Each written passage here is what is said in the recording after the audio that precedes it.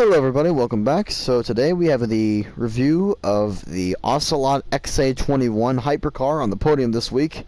This vehicle cost $2,375,000 and was added in the gun running DLC. So first I'm going to take you guys through the customization of this car.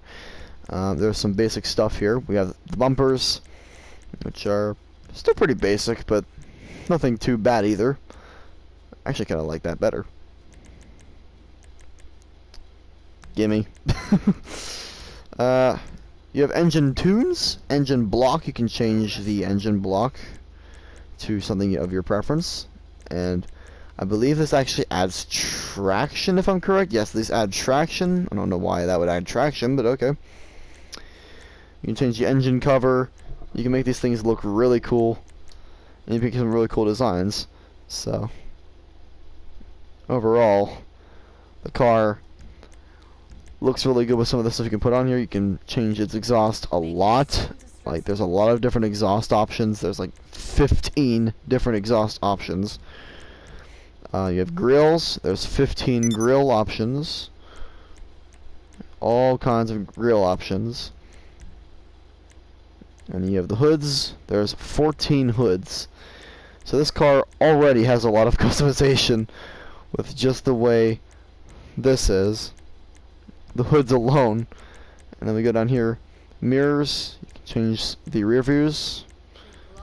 Plate is pretty self-explanatory. This thing has a primary color, which is this part. That's the primary. And then the secondary is stuff like the door handles and other secondary parts, like even the fills on the doors there. And you guys can even see that the front bumper even goes through some changes there as I go through colors. You can really see it in like the yellows. But trim color, you do the interior. And for those who can't really tell what I'm trying to go for with this hypercar's color, I'm going for a winter theme. And there's some vortex generators. Skirts, there's a bunch of these. And then suspension. Alright, so something about the suspension. I'm going to advise that you guys don't lower the suspension. And I'll explain why in a little bit. Why did I not have turbo? Put turbo in there. I don't know why that was gone. I had it on there before. I don't know why it disappeared. A little glitch there. Alright. So let's take this thing to the ground and I'll show you guys its performance. So, first let's get into why I told you guys not to lower the suspension.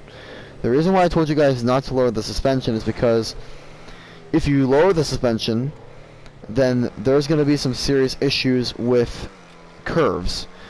Because, like, right here is a perfect example. If we go here, didn't do it this time. Interesting. Earlier I hit that curve and it just flew across there for no reason. So, yeah, I mean, that's not the best thing of all time.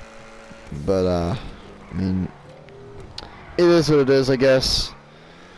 But, yeah, like, this thing has some problems with curves sometimes, if you lower suspension especially. So I'm trying to find if I can, I'm trying to see if I can hit something that will make it fly, but I just can't seem to find one right now. So, you know, low beam is here, high beam is here. Pretty self-explanatory. And also, as for the doors and other things like such, we can pull up my interaction menu and open up all the doors. And there's all the doors. It has two butterfly doors, hood, and the trunk. There's a front trunk as well, which is obvious by now because this is a mid-engine car. And also the sound is really good, so I'll give you guys a sample of that now.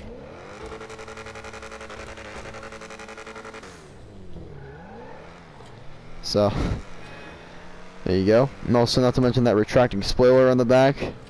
Increased speed, it just pops right up, just like the actual car. By the way, for those who don't know, this car is based on the Jaguar CX-75 concept. And that, unfortunately, was a canceled concept, so sad. But, you know, we still have it in GTA 5. And, yeah, that's all I really have to say about this thing. overall, I'd say this thing is one of the most worth it cars of all time, because not only does it have like all-wheel drive too, forgot to mention that, it has all-wheel drive, has very good traction, and the top speed is actually pretty good. If we go through here, there's a good top speed road. We're already at 130. Like, whenever you max this thing out, it hits ludicrous speed. It's very fast, and I hate these AIs so much, honestly. But getting past how much I hate these AI, in the freaking way, amazing. Honestly. But anyways, though, very good performance. The only thing I really say about it is don't lower the suspension because of those clipping issues with the curves. Or like the curbs with the sidewalk. You guys know what I mean. But yeah, that'll be it for the CX-75 or the XA-21. And I hope you guys enjoy this review. We'll see you guys next time. Nerfmaster 111 Lamborghini out.